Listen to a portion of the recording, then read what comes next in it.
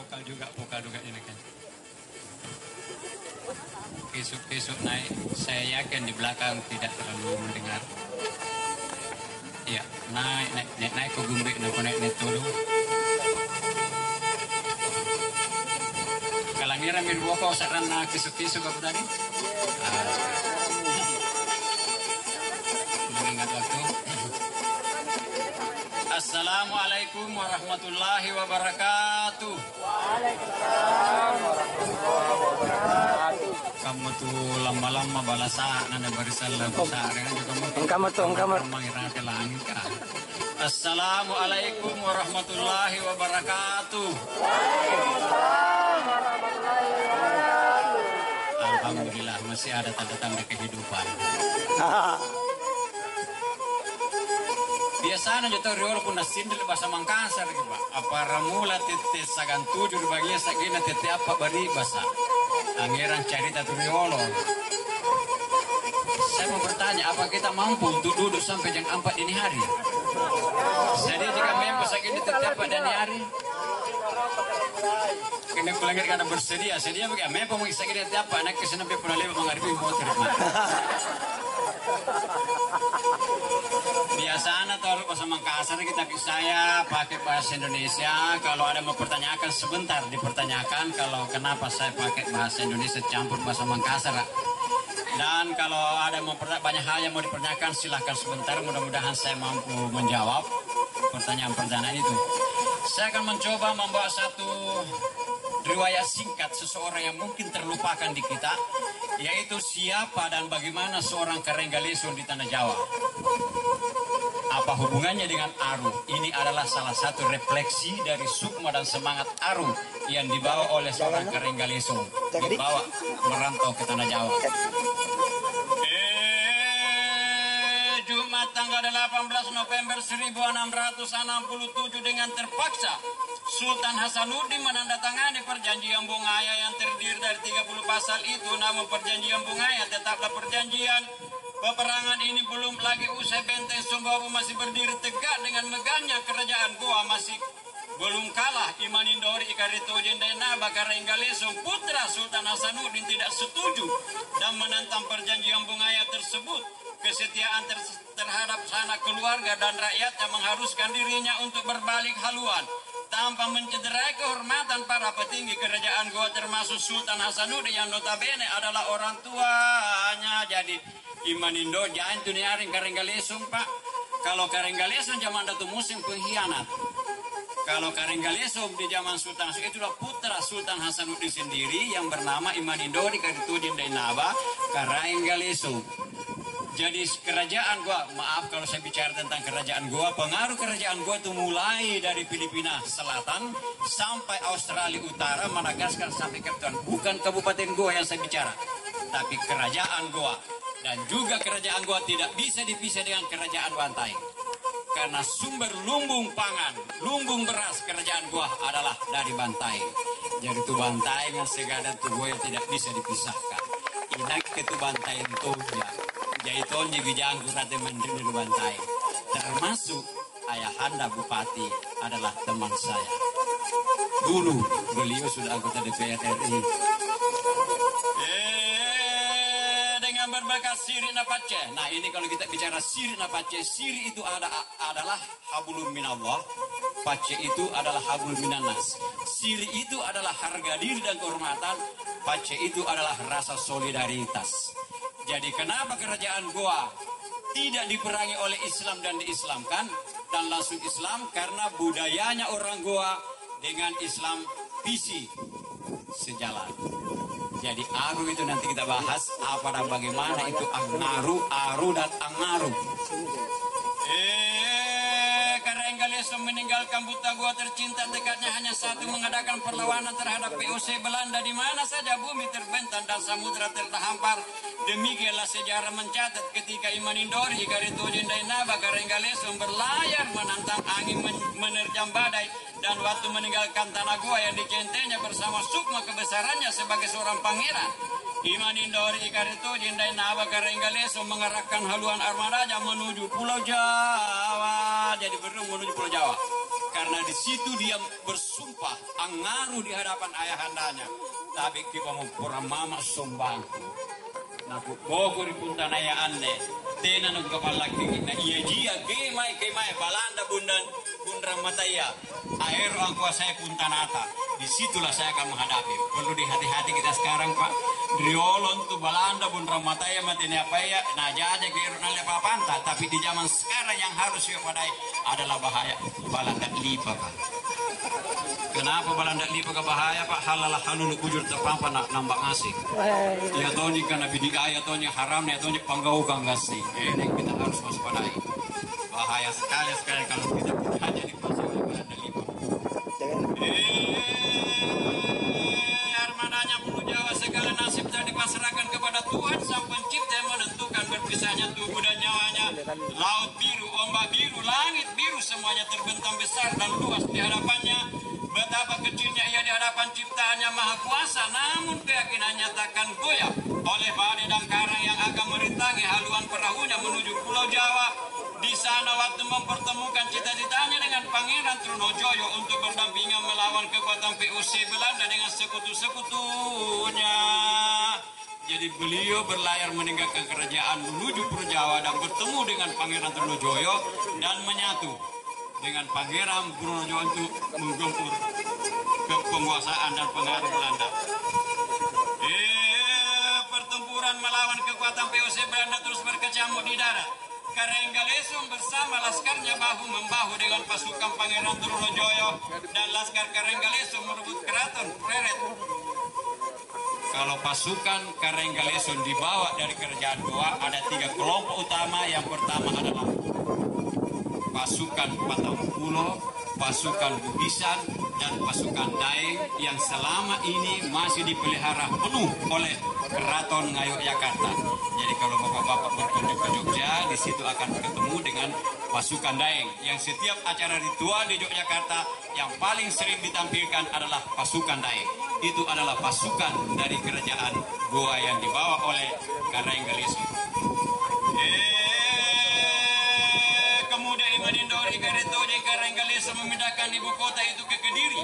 Tanggal 25 November 1677 pertahanan Karenggalesum jebol di kota Kediri. Ia kemudian menyingkir ke Kapar tempat ia dan laskarnya bertahan.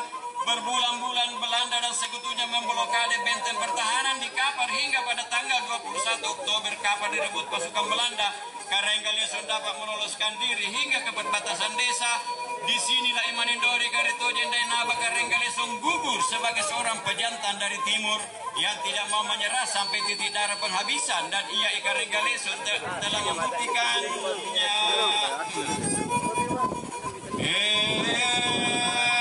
Titisan darah ini yang mengalir kepada putranya Imanggaling Sulaiman Dainaba.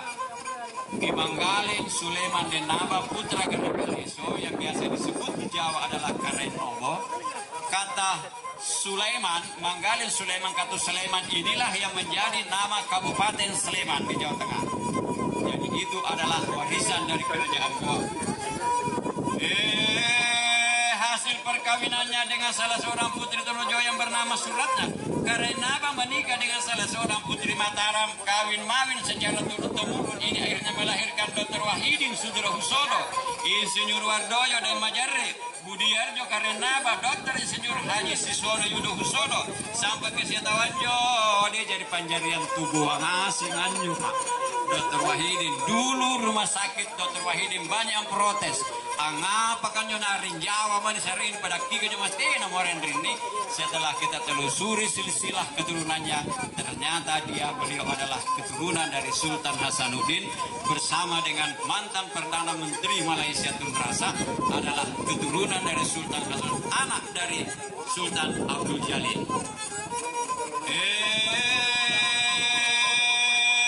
Cita-citanya inilah Imanindori Garitoje Dainaba Karenggalesum bergerak Syekh Gosali putra pahlawan nasional Imam Lombasi dan Matawa Muhammad Bakir Karanggo Temangabe Sultan Hasanuddin Tumenang Ribalak Pangkana Raja Goyang ke-16 Ia pun seorang pahlawan yang kesepian, ia gugur dalam keyakinan titisan darah menyebar menjadi bunga-bunga bangsa. Kini dan di masa yang akan datang, ia adalah bait pertama puisi sejarah Indonesia yang selalu kita ingat. Jadi begitulah singkat dari seorang pejantan dari kerajaan Goa yang telah membawa nama harum kerajaan kita sampai di tanah Jawa. Jujur saya katakan bahwa salah satu sukma dan semangat utama sampai terwujudnya kemerdekaan Indonesia itu adalah diwariskan dari kerajaan Goa. Ini kalau kita telusuri secara mendalam, sukma dan semangat kemerdekaan ada dari kerajaan Goa dibawa oleh Karenggalesu. Karena Dr. Wahidin bersama sepupunya yang membentuk satu gerakan pemuda, yaitu kalau saya tahu Budi Utomo yang secara turun-temurun ada orang sampai pada pencetusan proklamasi Indonesia. Untuk sementara demikian, wassalamualaikum warahmatullahi wabarakatuh.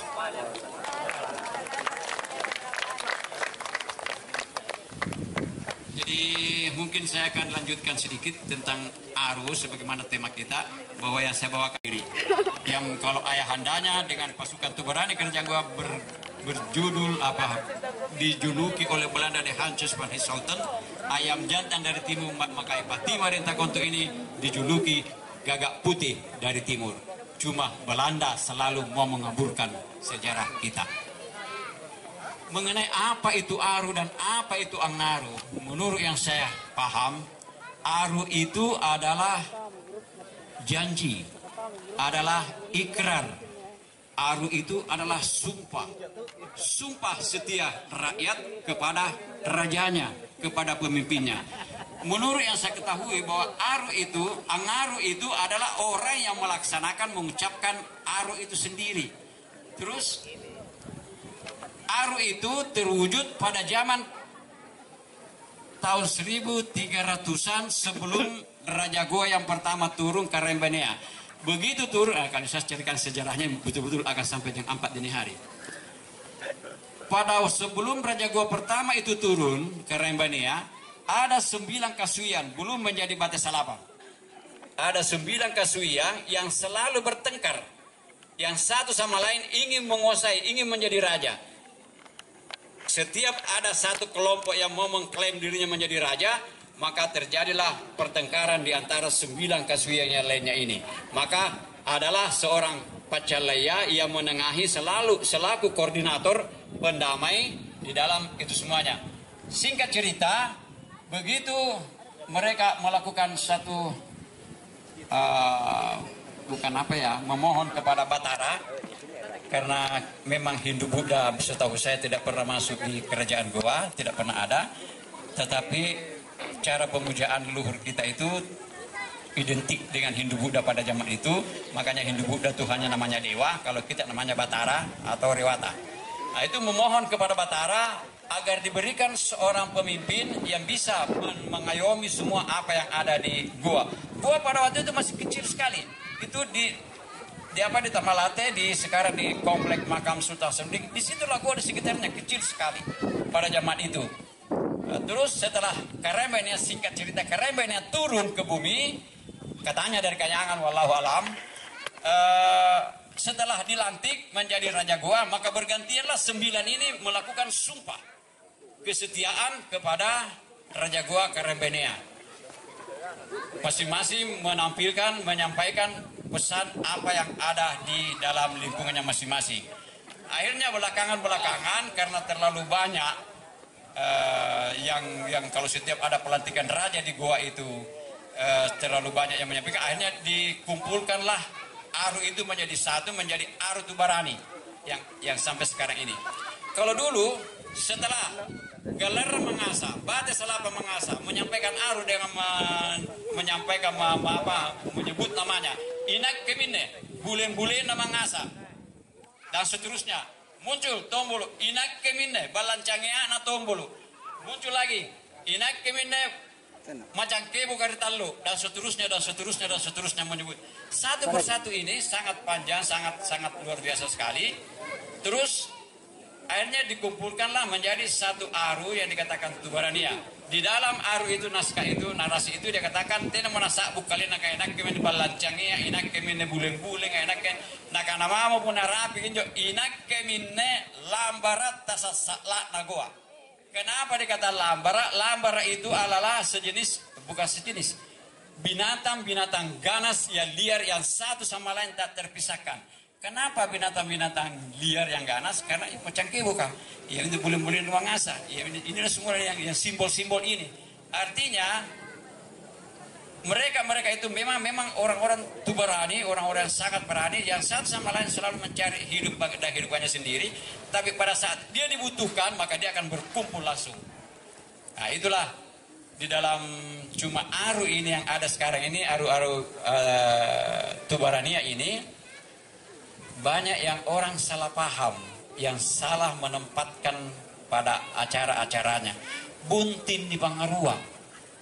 Apa hubungannya pengantin dengan aru? Itu menurut saya. Tenan tu aru kulang ngeret tabe kiba mau peramama dan buntin. Dedaleka lak birita dan buntin. Nah ini aru, ini untuk raja, untuk pemimpin yang ada kekuasaannya. Buntin mana kekuasaannya? Mana tak balakna? Tidak ada tak balakna pengantin. Kuna buntin nikio ki. Akio bunting. Iya dende ni atoje menyamai bunting salwa ni tayang salwa ni minasai nampu rujumbori di bunting dicap persangaku dan seterusnya. Kalau aku saya kena singgah. Banyak sekali. Saya di mana-mana tuh heran sekali saya bisa. Apa nak bunting di Pangaruang? Ada hubungan apa? Saya berapa kali Pak terus terang saja. Saya berapa kali diundang, diminta untuk ngaruh baik di Jakarta. Ngaruh pun kurang dari 3 hari napa di bawah. Saya tidak mau. Tidak. Paruri. Bukan cuma paruri fisik, tapi paruri batin. Natungan yung panjarian na buling ngari mangasa anak-anak kemunaga pasala padongko ka nasisa tanapantamay abala. Iya duguntama abala. Bambang liwa ada tak liwa pantar apa napa selalu panjuk pinana nampak panganan apa nampak aku lenda bala jadi tina terus sambaran tahu di kanang ngaruh mika kamu mana ini munsinta itu pun etikanya ngaruh ada etikanya. Coba minta tolong dek yang tadi kerisnya.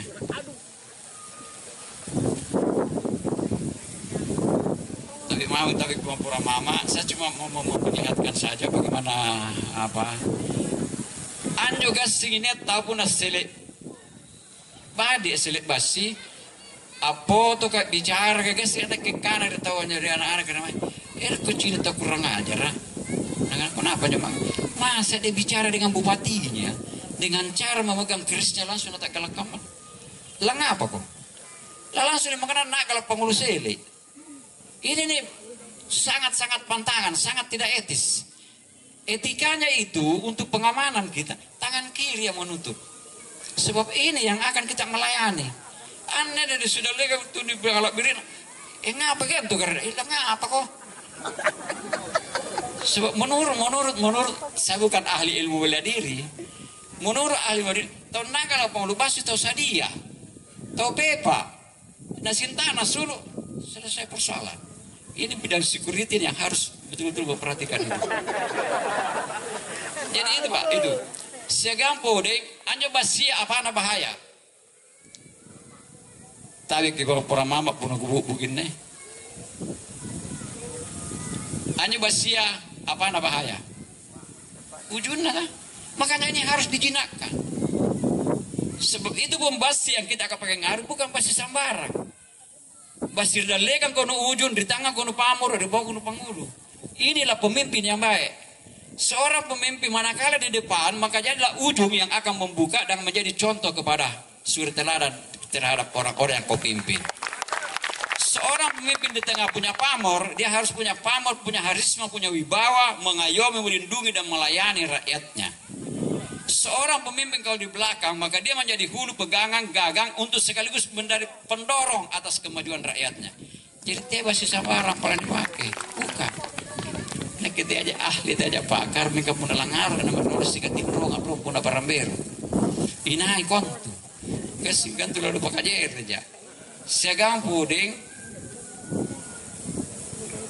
hati-hati ke pura langaru ke punalani sinta saja taya. Kenapa kita harus pakai senjata? Karena ini menandakan kepada sang pemimpin bahwa saya apapun yang ada miliki itu tunduk dan patuh kepada, termasuk senjata saya akan tunduk sama kamu. Makanya di buku. Nah sabana-kana teruluwa pantangan mencabut basipun natina cera. Nanda natina cera. Makanya pula la sulu ki tenan tu ni sinta ni pabangke sulu. Tidak. Ini ni nyonyo ki sulu. Nah ni tongko di lima kiri. Ni tongko memang kamu mana asulu ni purusuk memang langsung ni tak kala cepat nah. Cepat dah nampak ini ni pasti kalau aku misalnya nyawata si gadang ni pasti ya. Jadi kau nampak begini apa? Tini lepas lagi ni. Jangan dilepas. Mingkanya kucing la ilaha lagi mau peramama itu ngaruh cepat apa mereka rena. Tapi ke apa kau? Nuan cai keren apa? Duga ini bisa sebagai tu. Netonnya kucing ini tahu ngaruh. Ini mami menurut saya ya saya tidak tahu pahamnya orang lain. Tapi mami ke mama niat tahu ngaruh. Nasi tahu. Tapi ke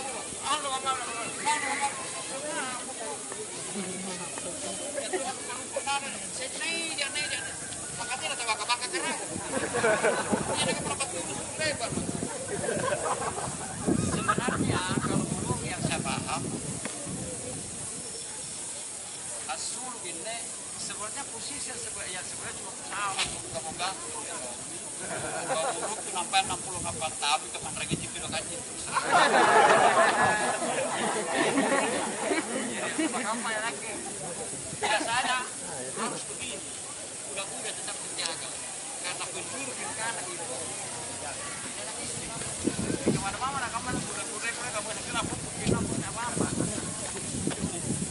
disuruh apa nah ini masih aman kali sekarang saya pada sebagainya punah bare lapas segini mainnya agak biasa lapas lagi tidak lalu disuruh gimana mereka suruh pasambina mari bawa jadi punah pos balingan tim itu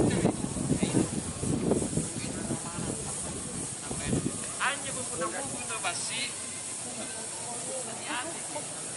Jadi boleh buku kamu yang tahu cara di sampai sepuluh jalan kan peragan pasti satu final lebih dengan senjata. Itu bahayanya. Asdulu nak penanggan di patu dulu kan tidak kan. Jadi ini yang perlu saya ingatkan, saya jelaskan bagaimana etika di dalam anggaran tu saya ngal kucing lupa atau betul kalian wala iya naga pani ansung ke bagian boleh pakko katanya tu pakai butanya tanya sungkana pasti ni sungkana mana nukon cirapa pun naga pani ansung ke pakko ini nih hati-hati. Jadi saya rasa untuk sementara sekian, sebentar kita kalau ada dialog kita pertanyakan. Terima kasih atas materinya yang terkait etika dalam melakukan arung. Selanjutnya mungkin